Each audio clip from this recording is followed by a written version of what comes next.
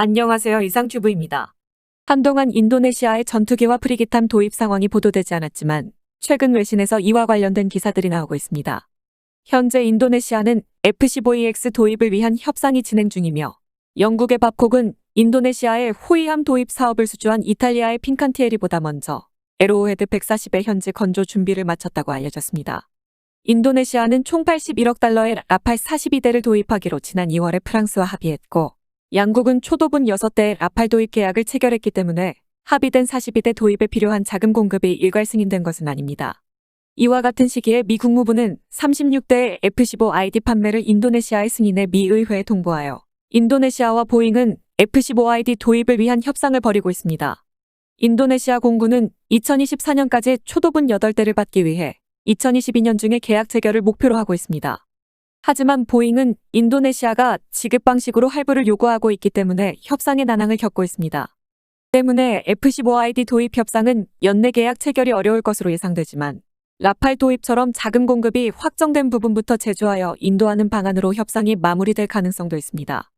더욱이 인도네시아는 2022년 11월에 약 700만 달러를 송금하여 중단됐던 KF-21의 개발 분담금 지급을 재개하고 있어 우여곡절을 겪은 인도네시아 공군의 현대화는 2022년에 진전을 보였다는 것이 정당한 평가지만 여전히 자금 공급이 발목을 잡고 있음에는 변함이 없는 게 사실입니다. 인도네시아의 호위함 도입 사업에서는 사업을 수주했던 이탈리아 핀칸티에리보다 먼저 영국의 밥콕이 현지 건조 준비를 마쳤다고 알려지고 있습니다. 이탈리아 핀칸티에리는 지난해 6월에 카를로 베르가미니급 프리깃 6척 판매 계약을 인도네시아와 체결했다고 밝혔고 영국 밥콕도 지난해 9월에 에로헤드 142척의 인도네시아 수출 계약을 따냈다고 발표했습니다. 이에 따라 일본이 제안했던 모가미급 호위함 수출은 무산된 것으로 보이지만 인도네시아와 일본은 협상을 계속 이어나가고 있는 것으로 보입니다. 인도네시아와 일본은 호위함의 수출 교섭을 계속하고 있다고 인도네시아의 현지 미디어가 보도하고 있습니다. 보도에 의하면 작년 8월 말에 주 인도네시아 일본 대사인 카나스기 켄지 씨는 방위 주재관을 수반하고 프라보어 국방장관 및 국방부의 고위 관계자와 회담을 가졌다고 밝혔습니다. 이 자리에서 인도네시아와 일본의 관계자들은 미쓰비시중공업으로부터 프리깃을 취득하기 위한 계약 프로세스에 대해 논의가 이루어졌다고 보도되고 있습니다.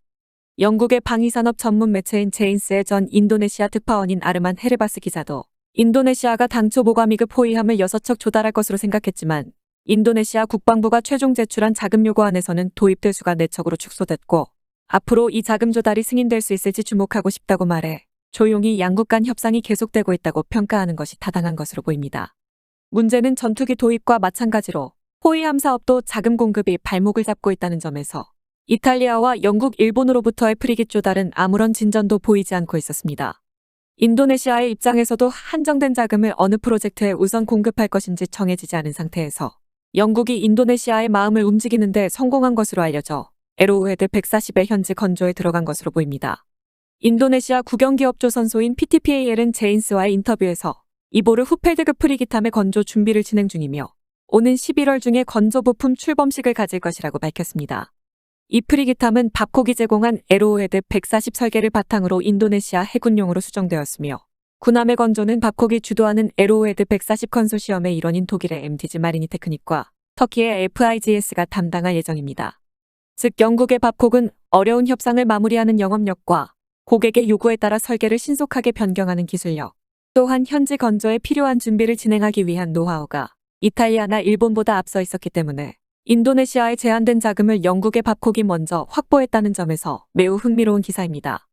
이처럼 인도네시아는 무기 도입 시에 한 가지 무기를 도입하는 것이 아니라 여러 가지 무기를 선택한 후 인도네시아의 입장에 따라 자금을 우선 공급할 프로젝트를 선택하는 방법을 사용하고 있습니다. 이는 앞서 말했듯 인도네시아의 차세대 전투기 도입 사업에서도 마찬가지입니다. 결국 인도네시아 시장은 계약에 따라 상식적으로 접근할 수 없는 시장이기 때문에 영국의 밥콕과 마찬가지로 결국은 영업력에 따라 KF-21의 분담금을 받을 수 있을 것으로 보입니다. 한 가지 소식을 더 전해드리겠습니다. 터키와 대립하고 있는 그리스가 만약 티르키예와 전쟁이 벌어지면 자신들이 고립될 것이라고 전망하고 있습니다. 티르키예와의 갈등이 악화되고 있는 상황에서 그리스의 여론조사는 매우 흥미로운 경향을 보였습니다.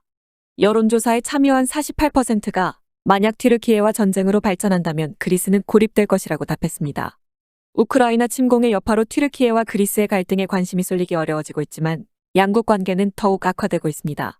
예를 들면 그리스군의 튀르키예 공군기 레이더 조사 문제와 그리스군의 비무장화 의무화 문제 및 미국의 키프로스 무기 수출 재개와 미국과 튀르키예 간 무기 판매에 대한 그리스의 방해, 그리고 튀르키예의 전승기념일을 축하하는 나토 등 양국의 관계를 악화시키는 요인들을 꼽는다면 끝이 없습니다. 하지만 튀르키예도 일방적으로 그리스에 몰리고 있는 것이 아닙니다.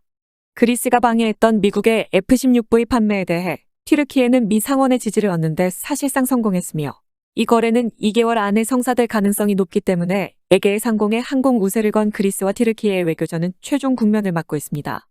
이 같은 긴박한 상황에서 실시된 그리스 여론조사는 매우 흥미로운 경향을 보이고 있습니다. 그리스 언론에 따르면 여론조사에 응답한 47.2%가 튀르키예와의 군사 충돌을 우려하고 있다고 답했고, 만약 튀르키예와의 전쟁으로 발전하면 그리스는 어떻게 되느냐는 질문에는 그리스가 고립될 것이라는 응답이 48%, 프랑스가 도와줄 것이라는 응답이 27.1%가 나왔으며 EU가 도와줄 것이라고 응답한 사람은 19.8%, 미국으로부터의 군사 원조가 있을 것이라고 답한 사람은 17.4%였습니다. 튀르키예와 그리스는 모두 나토 회원국이기 때문에 어느 한쪽 편을 지지하는 나라는 없다라고 생각하는 그리스인이 가장 많았고, 그 다음으로 프랑스가 도와줄 것이라고 생각하는 그리스인이 많은 것은 2021년 9월에 체결한 프랑스와의 2개국 상호방위협정이 원인일 것입니다. 프랑스 측은 그리스가 설령 나토 회원국으로부터 공격을 받더라도 프랑스가 즉시 군사 지원을 실시한다라고 말하며 그리스와 2개국 상호방위협정을 체결하여 당시 관계가 좋지 않았던 튀르키예를 견제하고 나섰습니다. 하지만 그리스는 프랑스와의 상호방위협정을 체결했지만 그리스와 튀르키예가 실제로 전쟁이 발생한다면 프랑스가 그리스를 도울지는 미지수입니다. 그리스의 아도니스 게오르기아디스 개발장관은 현지 미디어의 취재에 대해 프랑스와의 상호방위협정에 배타적 경제수역의 보호는 포함되어 있지 않음을 확인했다라고 보도되고 있어 그리스가 원하는 것처럼 프랑스는 그리스의 주권이 미치는 모든 권리를 보호하도록 되어 있지는 않습니다. 그리스의 이의지는 아직 주변국과의 조율이 끝나지 않았고 확정되지도 않았기 때문이며 프랑스가 선언하지도 않은 그리스 이의지의 주권을 지키기 위해 프랑스인은 오지 않는다고 말했습니다. 즉 그리스의 주권이 확정된 범위에서 터키와의 군사충돌로 발전하면 프랑스와의 상호방위 협정이 기능한다는 의미이지만 이러한 협정이 그리스의 안보를 보호하기 위해 프랑스가 의무화하고 있는지는 불분명합니다. 애초에 프랑스와 그리스 간의 상호방위 협정을 그리스에 제공한 것은 라팔이나 신형 프리깃을 수주하기 위한 방편이었다는 견해가 강해 미국이 제공하는 안보협정과 비교하면 안전보장을 담보하기 위한 강도로는 매우 취약하다고 할 수 있습니다. 아마도 그리스인도 그런 사정을 어렴풋이 깨닫고 있기 때문에 여론조사에 응답한 27.1%만이 프랑스가 도와줄 것이라고 말한 것으로 보입니다. 정말로 튀르키예와 그리스가 전쟁으로까지 발전할지는 알 수 없지만 힘의 균형이 조금이라도 깨지면 현재의 안보 환경에서는 무슨 일이 일어나도 이상하지 않습니다. 때문에 앞으로도 세계는 불안정성을 더해갈 것이고 군사력에 담보된 안보만을 믿을 수 있는 상태가 계속될 가능성이 높습니다.